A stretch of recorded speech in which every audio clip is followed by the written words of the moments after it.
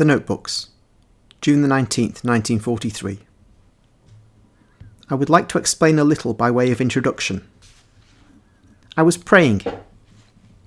It was 12 noon, and I kept on praying, for in these 6 hours of the morning I had been interrupted so often that I had been unable to finish my morning prayers. The last interruption, a visit by an anguished young mother. In short, it was noon, and I had not been able to concentrate in peace for 10 minutes in a row. While I practised patience by the bushel, to comfort myself I thought of the words heard quite late last night, and I promised myself again I would copy them down.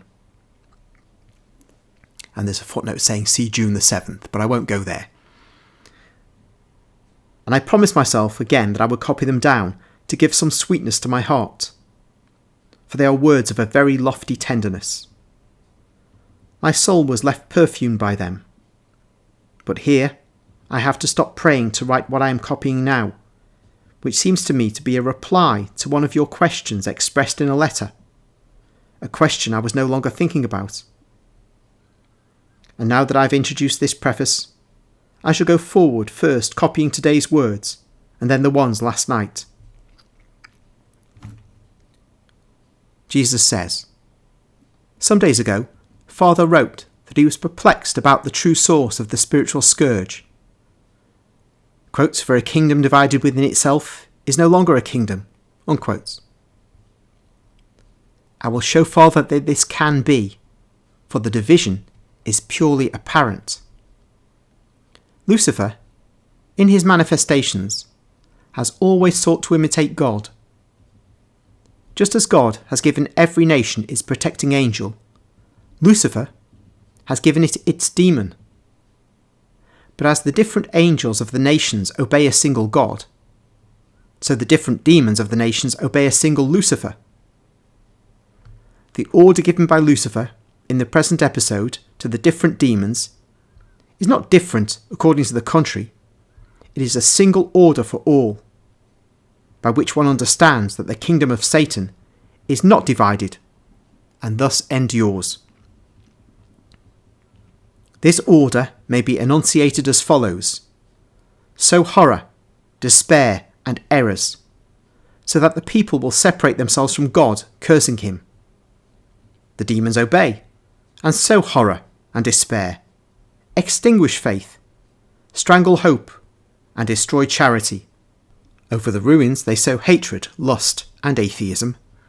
They sow hell, and they succeed, for they find the ground already favourable. My angels also fight to defend the country I have assigned to them. But my angels do not find favourable ground. Hence, they are left in a losing position with respect to the enemies of hell. To win, my angels should be helped by souls living in and for good, living in me. They find some, but there are too few in comparison to those that do not believe, do not love, do not forgive, and are unable to suffer. It is appropriate to repeat, quotes, Satan has asked to sift you, unquote. And from the sifting, it turns out that corruption is as in the times of the flood, aggravated by the fact that you have had the Christ and his church, whereas in the times of Noah, that was not the case. I previously stated, and there's a reference there to the dictation of June the 4th, and repeat, quotes, this is a struggle between heaven and hell, unquotes. You are nothing but a deceitful screen. Behind your ranks, angels and demons battle. Behind your pretexts lies the true reason, Satan's battle against Christ. This is one of the first selections of humanity, which is approaching its final hour, to separate the harvest of the elect from the harvest of the reprobate. But unfortunately, the harvest of the elect is small in comparison to the other.